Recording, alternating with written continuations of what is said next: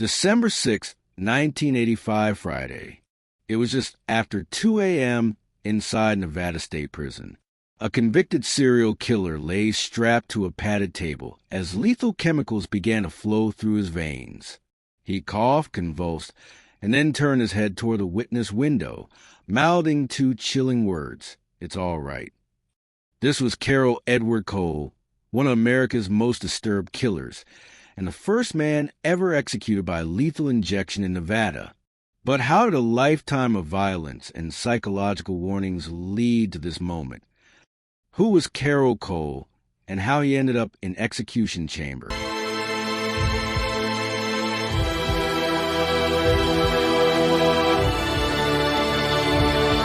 Welcome back to Prison Stories. In this video, we will discuss the last days and execution of Carroll Edward Cole, the serial killer who wanted to die after strangling more than 13 women.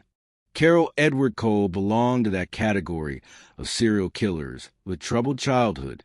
Born in 1938 in Sioux City, Iowa, he grew up under an abusive, domineering mother while his father was away in World War II. His classmates mocked him for his name, and the constant humiliation at home and at school left deep scars that shaped his personality. At just 8 years old, Cole committed his first killing when he drowned a classmate at a local lake. At the time, it was ruled an accident, but years later he would confess that it had been intentional. That early act was the beginning of a dark pattern that would follow him throughout his life. As an adult, his murders began in 1971. From San Diego to Las Vegas to Dallas, he drifted from city to city, leaving bodies behind wherever he went. Most of his victims were women who reminded him of his mother, the focus of his rage. Cole was finally arrested in Dallas on November 30th, 1980. At that point, he was charged with killings in both Dallas and Las Vegas, and authorities were beginning to piece together his trail of violence. By the time of his arrest, he had admitted to at least 14 murders, though investigators believe the number could be much higher.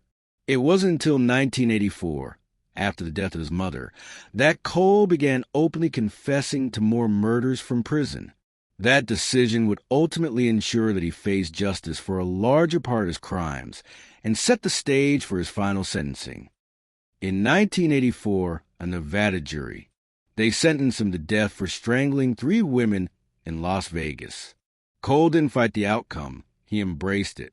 He told reporters that sparing his life would only waste taxpayer money, and that execution was the only fitting end for him. Cole was transferred to Nevada State Prison's death row. He had seemed to accept his fate and decided not to appeal against his death sentence. There were no last-minute appeals, no desperate pleas for mercy, and seemed almost eager for his punishment to arrive. As Cole's execution date approached in December 1985, his life inside prison took on a routine that was strikingly different from the violence that had defined his past. During this period, Cole wrote extensively. He produced a lengthy handwritten memoir, hundreds of pages long, in which he detailed his life, his crimes, and the thoughts that had haunted him for decades. It was his attempt to explain himself, perhaps more to the record than to anyone personally. Though he was originally listed as having no religion, as his death was approaching, Cole converted Catholicism and was baptized inside the prison like Dahmer. In his final days right before execution, he granted an interview where he admitted to his killings without remorse. He described his crimes in chilling detail, recalling how he strangled women after fits of rage, fueled by resentment toward his mother and women who reminded him of her. What made him different from many other death row inmates was that he didn't try to justify or minimize his actions. He acknowledged full responsibility. His last interview is chilling, as it reflects the serial killer, who was remorseful yet resigned in accepting his punishment. He even expressed fear, but when asked if he wished otherwise declined. He was ready to die. The interviewer noted his composure.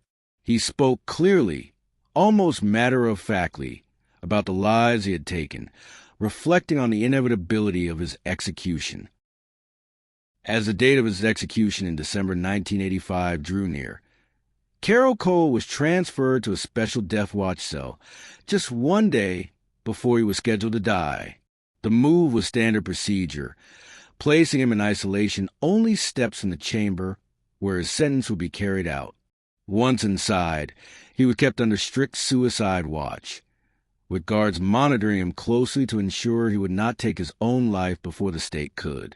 Reports note that his personal items were restricted, and even small details like shoelaces were removed to prevent self-harm. Cole was served his final dinner at 5:30 p.m. A simple spread, jumbo fried shrimp, French fries, a tossed salad with French dressing, and a bowl of clam chowder. He spent the last night with chaplains, Protestant and Catholic, playing cards and Monopoly.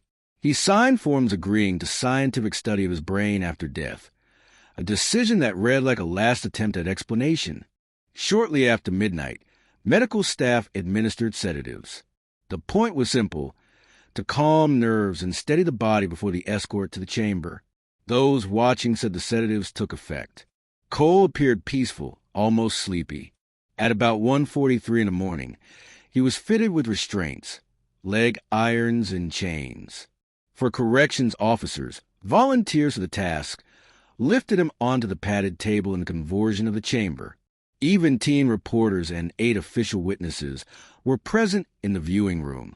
Among them were Cole's prosecutor, his defense attorney Edward Ted Marshall, several court and law enforcement officials, and Mike and Judy Newton, a Las Vegas couple writing his biography. Outside, a handful of protesters held candles. Inside the room, the air felt cold and the waits felt long. The lethal sequence began shortly before 2 in the morning. Witnesses later described the physical reaction: blinking, a cough, a few convulsions, and gasps. His chest heaved as the body fought its last effort. Within roughly 10 minutes of the start, officials pronounced Carroll Cole dead. Hours after death, doctors removed his brain for study. The body was transferred to a mortuary. Family did not claim him. Arrangements were made, and the remains were later cremated. And with that, Carroll Cole's story came to an end. His case remains a chilling reminder of how early trauma, untreated mental illness, and unchecked violence can spiral into tragedy. Thank you for watching Prison Stories. If you found this video thought-provoking, don't forget to like, share, and subscribe for more deep dives into the darkest corners of true crime.